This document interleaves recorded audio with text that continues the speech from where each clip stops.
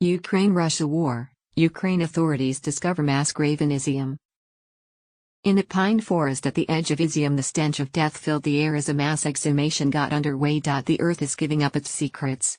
Ukrainian officials believe war crimes have been committed, which they are determined to document. Around 100 Ukrainian emergency service workers wearing blue plastic coverings dug into the earth, opening makeshift graves. They are trying to establish the cause of death of hundreds of people buried in a forest at the edge of the city, recently liberated by advancing Ukrainian forces. Izyum, invaded in April, was used by Russia as a key military hub to supply its forces from the east. The exhumation was conducted mostly in silence, as police and prosecutors looked on.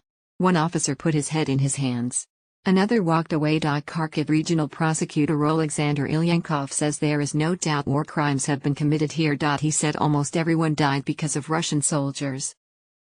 Some of them were killed, some were tortured, some were killed because of Russian Federation air and artillery strikes. Ukraine was determined to show this disturbing sight to the world.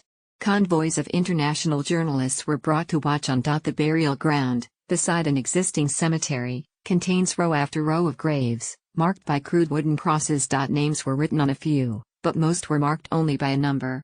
The burials here were carried out under the orders of the Russians when they were in control. Ukrainian police say there are 445 new graves at the site, but some contain more than one body.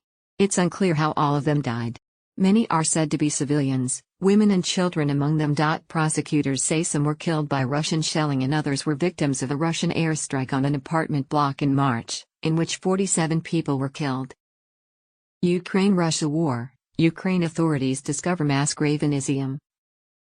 Officials say one grave contained around 20 soldiers, some with their hands bound and one with a noose around his neck.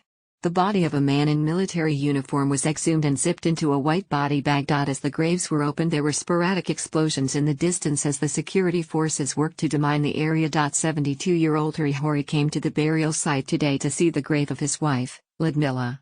He told us she was killed on 7th of March during heavy shelling in Izyum. He first had to bury her in the yard of their home, then she was reburied in August.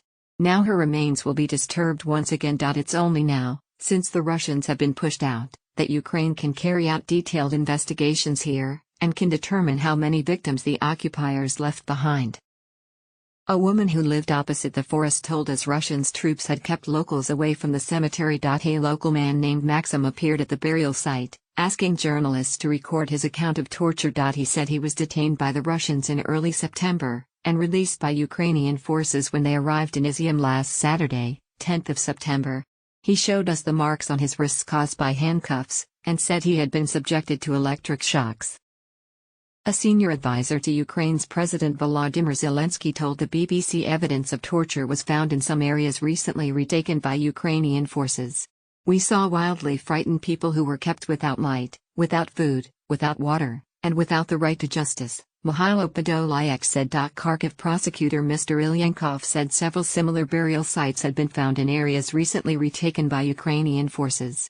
U.S. National Security spokesman John Kirby said reports of the graves in Izyum were horrifying, but we saw wildly frightened people who were kept without light, without food, without water, and without the right to justice.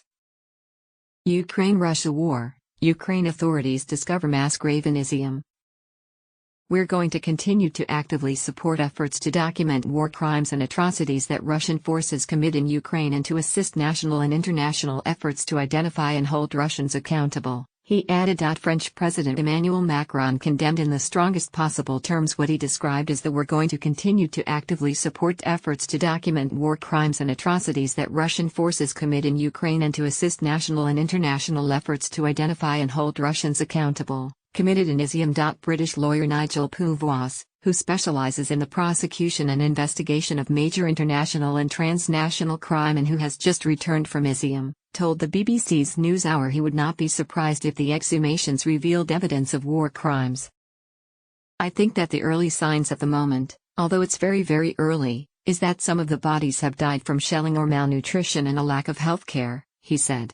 But as normal bodies are tested and the cause of death determined, I would expect there to be also evidence of torture and executions, because it follows a pattern of what's been happening in the occupied territories.